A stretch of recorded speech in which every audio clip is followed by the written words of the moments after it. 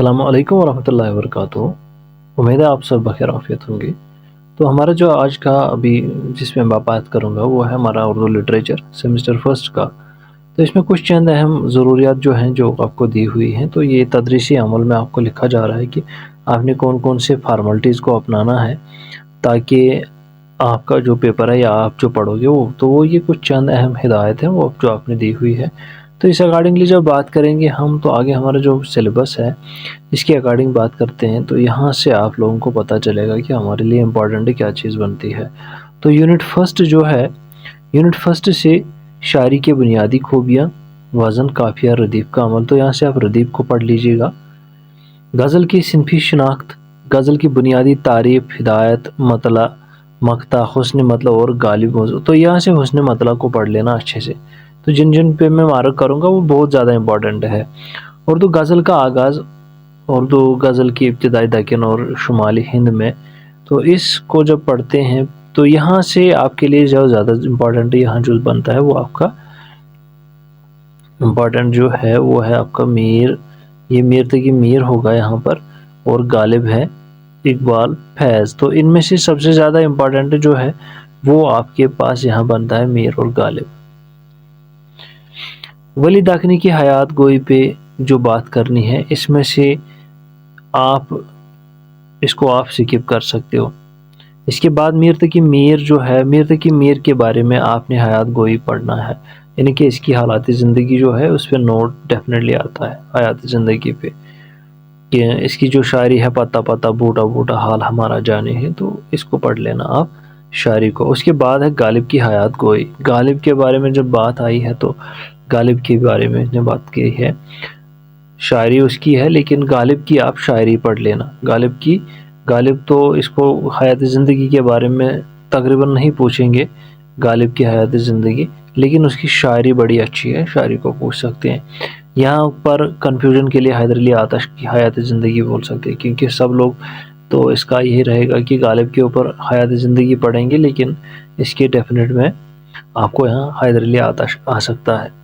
दोम जो है, यूनिट 2 में बात करते हैं जदीद उर्दू गज़ल की खसूसियात। तो यहाँ जब उर्दू गज़ल की खसूसियात पढ़ेंगे तो यहाँ फैज़ अहमद फैज़ को आप आराम से पढ़ लेना, ये तो डेफिनेटली आएगा इसके। और जदीद गज़ल गोई आएगी, तो इसका मतलब गज़ल गोई पे आपने नोट पढ़ना है, वो नीचे भी आएगा इसको, लेकिन गज़ल गोई पे आप नोट ज़रूर याद कीजिएगा। नासिर काज़मी की हयात गोई और इसकी शायरी है, शहरयार की गज़ल गोई और हामिद काश्मीरी जो है इसकी हयात ज़िंदगी और इसकी जो शायरी है इसको पढ़ लेना। चलिए आगे चलते हैं, और क्या है आगे सामने। फिर है परवीन शाकिर की हयात, तो इसको छोड़ सकते हो आप। उसके बाद में आपका जो यूनिट सौम है, यूनिट सौम में आप क्या कर सकते हैं, नज़म को पढ़ लेना। नज़म आपके लिए इम्पोर्टेंट बनती है, इसका जो आप लिखते हो नज़म पे नोट जो होता है वो। और यहाँ पे नज़म कौन कौन सी है इन्होंने दी है, अहम पढ़ाओ कुतुब अली शाह, नज़ीर अकबर आबादी, खाली, इकबाल। तो यहाँ पर आप इकबाल, खाली और नज़ीर अकबर आबादी की नज़में पढ़ सकते हो जो आपके लिए इम्पोर्टेंट बनती हैं।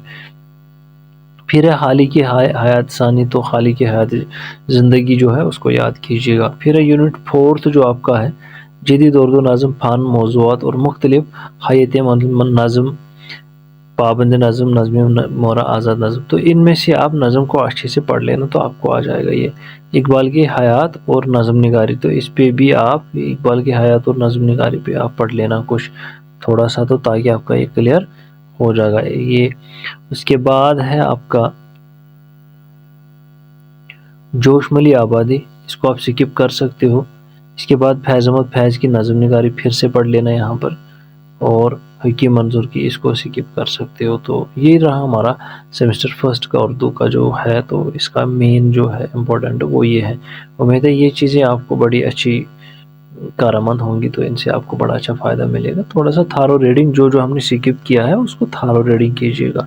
तो जिनको मैंने मार्क आउट किया है वो डेफिनेटली याद कीजिए, उनमें से तो उसके बाहर तो पेपर आता नहीं है, लेकिन अब कभी कभार ना ऐसा हो जाता है कि थोड़ा सा ہٹ کے دے دیتے ہیں، لیکن جو جتنا میں نے مارک کیا ہے اس میں سے آپ کو 80-90% کا سلیبس یہی ہوگا جو میں بتا رہا ہوں. 90% آپ مان کے چلے گا، ہمارا 90% گیس جو ہے یہی ہوگا.